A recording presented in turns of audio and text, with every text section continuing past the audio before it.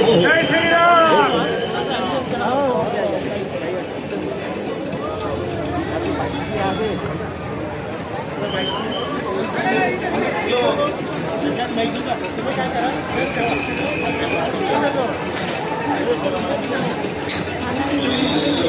भैया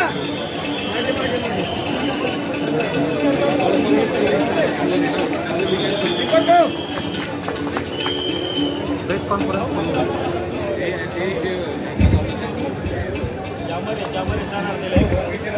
सर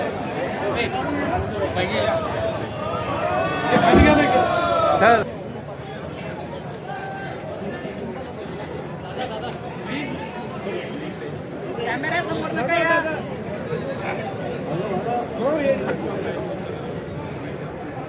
सर्व पत्रकार बंधूंना दिनाच्या मी मनापासून शुभेच्छा देतो आणि जळगावमध्ये महानगरपालिकेच्या निवडणुकीच्या निमित्ताने भारतीय जनता पार्टी शिवसेना महायुती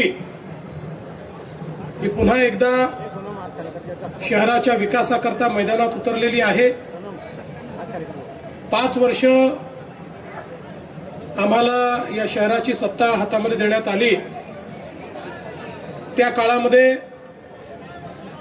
मोठ्या प्रमाणात आपण विकासाची कामं केली आणि विशेषतः कमी कालावधी मिळाला तरी देखील चांगल्या पद्धतीनं शहरामध्ये अनेक प्रकल्प आपण सुरू केले। विशेषतः आपण रस्त्यांचा प्रकल्प असेल, पाणी पुरवठा योजना असेल, मलनिस्सारणाचे प्रकल्प असतील, या सगळ्या प्रकल्पांना चालना दिली। पाणी पुरवठ्याची 253 कोटी रुपयाची योजना आपण या ठिकाणी मंजूर केली। मलनिस्सारणाचा 201 कोटी रुपयाचा प्रकल्प आपण मंजूर केला। यामध्ये केवळ हे कागदावर नाही तर पुन्हा सरकार आल्यानंतर मोठ्या प्रमाणात आपण या ठिकाणी काम केलंय। 179 कोटी रुपयाची पिण्याच्या पाण्याच्या कामाची पाणी पुरवठ्याची वर्क ऑर्डर आपण नोव्हेंबरमध्ये दिली। मलनिस्सारणाची हरिविठ्ठल नाला इथे 293 कोटीची वर्क ऑर्डर देखील आपण नोव्हेंबरमध्ये दिलेली आहे। मलनिस्सारणाची पिंपराळा आणि खेडी नाला इथे 383 कोटी रुपयाची वर्क ऑर्डर आपण दिली आहे। पंपिंग स्टेशनची 172 कोटीची अशी जवळपास 884 कोटी रुपयाची कामं या ठिकाणी आपण या मलनिस्सारणाकरता जळगाव शहरामध्ये दिलेली आहेत। महायुतीचं सरकार काम करत आहे। या सरकारवर विश्वास ठेवत नगरपालिकेच्या निवडणुकीमध्ये 75% नगरपालिका या महायुतीच्या हातात आल्या आहेत। जवळपास तेवढेच राज्यात नगरसेवक आमचे निवडून आलेले आहेत। एक प्रकारे महाराष्ट्रातल्या नागरी भागातल्या जनतेने एक मोठा विश्वास हा महायुतीवर दाखवला आहे आणि आता 29 महानगरपालिकांमध्ये आम्ही जवळजवळ सगळ्या महानगरपालिका महायुती म्हणून या ठिकाणी जिंकू अशा प्रकारचा मला विश्वास आहे। मी पुन्हा एकदा जळगावकरांना आश्वस्त करतो, आम्ही जे सांगतो ते करतो।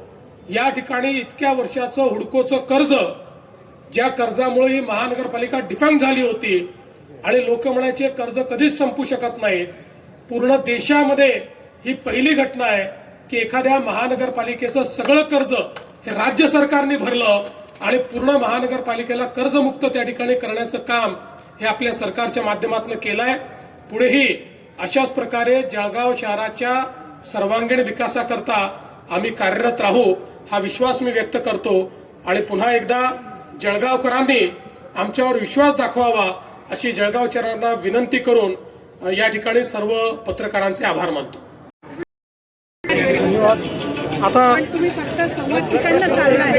आमच्या काय झालंय, व्यवस्था कशी झाली ती प्रश्न होते. महायुतीला बंडखोरांचं या ठिकाणी आव्हान आहे.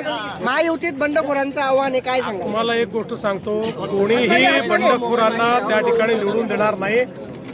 लोक महायुतीच्या पाठीशी आहेत, बंडखोरांना कोणी निवडून देणार नाही. कामं झाली, परंतु त्यांच्या दर्जाचा प्रश्न आहे. काही थर्ड पार्टी ऑडिट करून काही जबाबदारी निश्चिती होईल का साहेब? आणि अशा प्रकारे जर कुठे दर्जाचा प्रश्न असेल तर त्याची सुधारणा निश्चित केली जाईल. पण केवळ आरोपाकरता आरोप असतील तर मात्र त्याच्याकडे लक्ष दिलं जाणार नाही. घराणेशाहीच्या विरोधात आपण पण इथं घराणेशाहीचं दिसून येते. अनेक उमेदवार जे आहेत ते नेत्यांच्याच घरातले आहेत. स्वतः म्हटले होते साहेब. असं आहे की महाराष्ट्रात भारतीय जनता पक्षाने एक पॉलिसी ठेवली होती. त्या अंतर्गत आम्ही हा निर्णय केला आणि जवळजवळ सगळीकडे आम्ही अशा पद्धतीनं कुठलेही नवीन उमेदवार दिले नाही. 1-2 ठिकाणी अपवाद झाले, कारण त्या ठिकाणी फॉर्म भरून टाकले होते आणि मग दुसरा वेळेवर अल्टरनेट उमेदवार आम्हाला आणता आला नाही. असं केवळ 2च ठिकाणी घडलेलं आहे, बाकी ठिकाणी आम्ही हे केलेलं नाही. आशिष शेलार म्हणतात आज सिंगापूर होणार आहे, मात्र आपण जवळच्या शिरपूरची बरोबरी करू शकलो नाही. जळगाव शहरातील जी उपनगर आहेत त्यांची जी परिस्थिती आहे ती आजही जैसे थे आहे. तुम्हाला एक सांगतो, मी सिंगापूर वगैरे कधी म्हणत नाही. आपलं जळगाव हे आपलं जळगाव आहे. आपली संस्कृती वेगळी आहे. जे काही घडलं जळगावमध्ये ते आमच्या काळातच घडलंय आणि पुढच्या 5 वर्षामध्ये विकसित जळगाव आपल्याला करायचं आहे. आशिष शेलार म्हणतात अजित पवारांना की तुम्हाला जर वीर सावरकरांचे विचार पटत नसतील तर तुम्ही लांब राहा किंवा तुमच्याशिवाय पण विचार पण मला असं वाटतं की वीर सावरकरांचे विचार हे अजितदादांनी त्याचा विरोध करण्याचं कारण नाही. त्यांनी कधी केलंही नाही. म्हणजे मला माहिती नाही त्यांनी केलं असेल तर, आजपर्यंत तरी मी बघितलं नाही.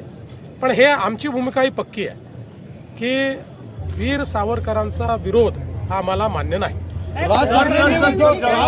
उद्धव ठाकरेंना पक्ष सरेंडर केल्याचं दुरी म्हणतायत भाजपमध्ये गेल्यानंतर.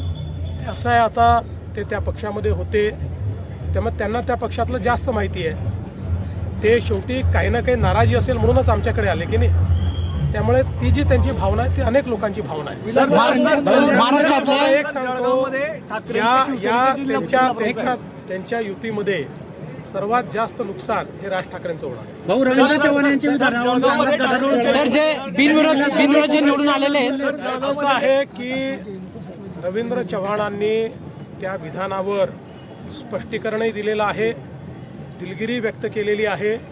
त्यांनी हे स्पष्टपणे सांगितलं आहे की मी फक्त रेकॉर्डबद्दल बोलत होतो की नवीन रेकॉर्ड तयार करा. बाकी विलासरावांच्या बद्दल या महाराष्ट्रात पक्षविरहित सर्वांना आदर आहे. त्यामुळे विलासरावांच्या स्मृती कोणी पुसणार नाही, कोणी पुसू शकत नाही. आम्हाला सगळ्यांना आदर आहे. आम्ही जरी काँग्रेसच्या विरुद्ध लढत असलो तरी देखील विलासरावांच्या संदर्भात आमचं सगळ्यांचं असं मत आहे की महाराष्ट्रातले जे प्रमुख नेते आहेत, ज्यांनी महाराष्ट्रामध्ये उत्तम काम केलं, त्यापैकी एक विलासराव आहेत. आणि हे स्पष्टीकरण रवींद्र चव्हाण साहेबांनी दिलेलं आहे. आणि याच्या पुढे जाऊन कोणीही निवडणुकीच्या काळात दिलगिरी व्यक्त करत नाही, पण त्यांनी दिलगिरी व्यक्त केली आहे कारण त्यांच्या वक्तव्याचा चुकीचा अर्थ निघालेला.